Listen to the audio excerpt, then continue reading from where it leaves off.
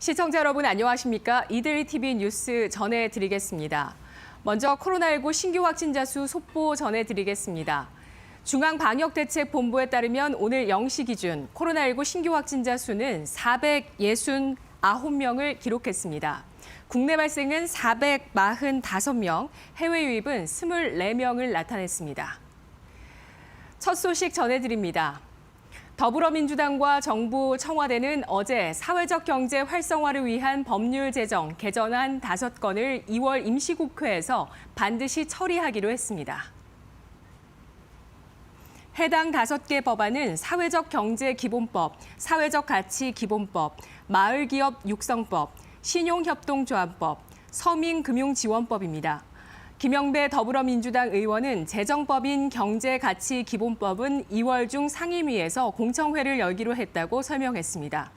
이호승 청와대 경제수석은 사회적 경제와 가치를 사회주의 경제와 가치로 오역하는 태도를 이제 극복해야 한다면서 2월 국회에서 기본법이 꼭 통과되도록 최선의 노력을 다하겠다고 말했습니다. 정세균 국무총리는 어제 가계부채가 더 커지는 것을 막기 위해 국가가 좀 더 부채 규모를 늘려야 한다고 밝혔습니다. 정 총리는 어제 오후 손실보상 제도화 방안을 주제로 열린 모교 대화에서 확장 재정을 통한 4차 재난지원금 지급 필요성이 제기되자 이같이 말했습니다.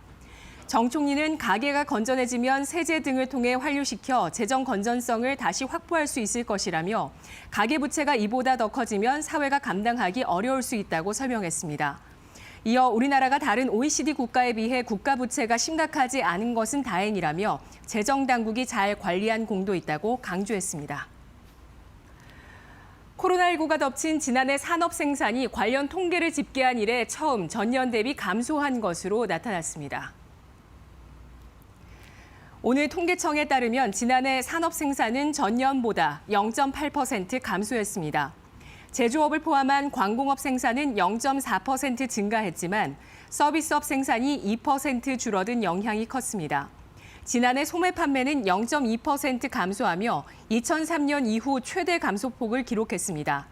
반면 설비 투자는 6% 늘었습니다.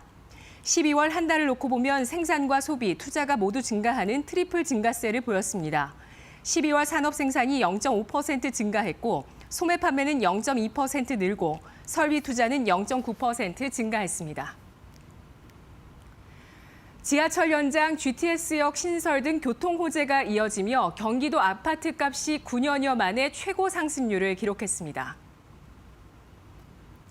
한국부동산원은 1월 넷째 주 전국의 아파트 매매 가격이 0.29% 올라 지난주와 같은 상승률을 기록했다고 밝혔습니다. 수도권 아파트값은 0.33% 올라 지난주에 이어 부동산원 관련 통계 작성 이후 최고치를 기록했습니다.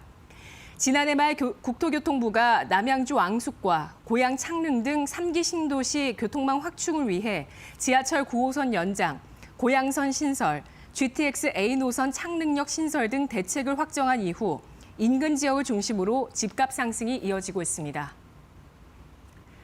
지금까지 이데일리 TV 뉴스였습니다. 이어서 간추린 소식 전해드립니다.